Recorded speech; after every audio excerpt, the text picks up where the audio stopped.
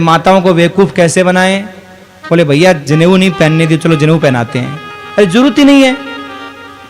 अगर आवश्यकता हो, जब बिना जनेऊ पहने, जिनको पहननी चाहिए वो पहनते नहीं है, और जिनकी आवश्यकता ही नहीं है वो महाराज बस ओहो हो हमारे गुरुजी ने जनेऊ पहना दी। कई माताएं बोलती देखो हमारे महाराज आप लोगों ने तो नहीं, गुरुजी ने जनेऊ पहना दी।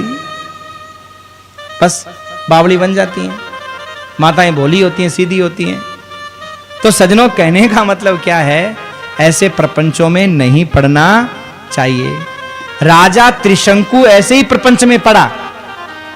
विश्वामित्र जी वशिष्ठ जी से अपनी दुश्मनी निकालने के लिए कि इस अपने चेले को नहीं भेजा, इस चेले को मैं भेजूंगा स्वर्ग। और महाराज उन्होंने यज्ञ शुरू किया। कोई देवता आहुति लेने के लिए नहीं आया, और जब देवता आहुति लेने के लिए नहीं आए तो महाराज फिर उन्होंने नई सृष्टि निर्माण कर दी है। जो नारियल का पेड़ देख रहे हो ना, ये विश्वामित्र जी ने बनाया। महाराज विश्वामित्र जी ने कहा ब्रह्मा जी आप तो एक संतान देते हो एक माँ को, और मैं तो पेड़ पेड़ पर बेटे लगा दूंगा, बेटियां लगा दूंगा। ऐसे पावरफुल तो थे, शक्तिशाली तो थे ही थे महाराज। हाँ, और जब देवता लोग नहीं आए ना सजनों, तो विश्वामित्र जी ने क्या किया, अपनी आधी तपस्या दे करके और कहा मैं आधी तपस्या का फल देता हूं, जा तू स्वर्ग ऐसे ही जा। अब वो स्वर्ग जाने लगा, तपस्या का प्रभाव था, शरीर के साथ स्वर्ग जाने लगा। जैसे ही स्वर्ग के दरवाजे पर पहुंचा, देवताओं ने एक लात मारी, महाराज नीचे गिरा। और जब नीचे गिरा तो नीचे गिरते समय बोला गुरुजी बचाओ, गुरुजी बचाओ। विश्वामित्र ने सोचा और बेइज्जती अब क्या करें, तो गुरुजी ने कहा ले बेटा और आदि तपस्या देता हूं, तू वहीं ठहर जा। वहीं रोक दिया, उल्टा लटका है आज भी, और उसके मुंह से लाल टपकती है, जिससे महाराज एक नदी निकलती है जिसका नाम है कर्मनाशा। उसमें कोई स्नान कर ले तो सजनों किया हुआ सारा पुण्य समाप्त हो जाता है। वो नदी ऐसी है, इसलिए उसमें कोई स्नान नहीं करता। पर वही जल जब गंगा जी में मिलता है तो पवित्र हो जाता है, शुद्ध हो जाता है महाराज। तो सजनों कहने का मतलब क्या है, जो शास्त्रों के खिलाफ प्रयास करेगा, प्रयत्न करेगा, वो कहीं का भी नहीं रहेगा।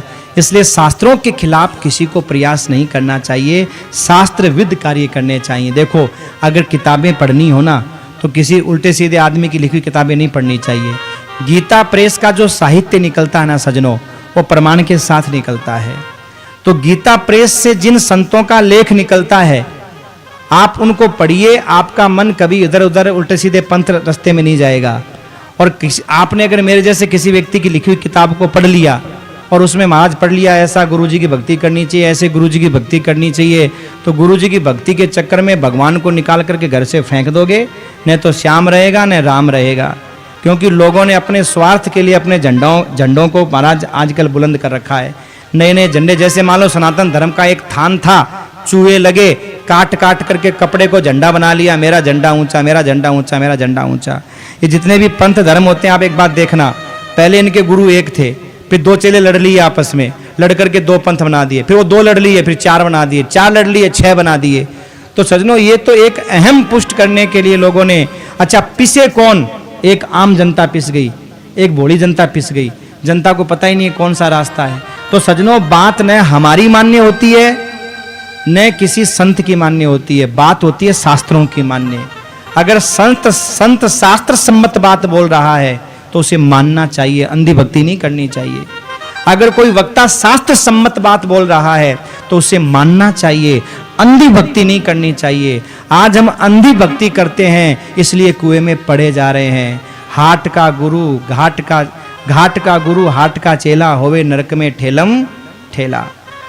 हाँ, एक वो बड़बूजा था, ऐसे बूझ रहा था, तो एक चेला घाट का आया, आकर के बोला अरे गुरुजी आपने तो इनको ही तार दिया, तो आप हमें भी तार दोगे, बना लो चेला। अब महाराज दोनों ने बन गए गुरु चेला। अब जब वो चेला नरक में पहुंचा तो वहां गुरुजी आगे ही मिले, बोले गुरुजी आप यहाँ, देख चला तेरा नरक में भी साथ नहीं छोड़ा हमने। बोले गुरुजी धरती पे मिले तो नरक में ले आए, अब यहाँ मिले हो तो कहाँ लेके जाओगे। तो भैया इसलिए शास्त्र सम्मत बात। देखो ये शरीर बुराइयों का पुतला है, ध्यान रखिएगा।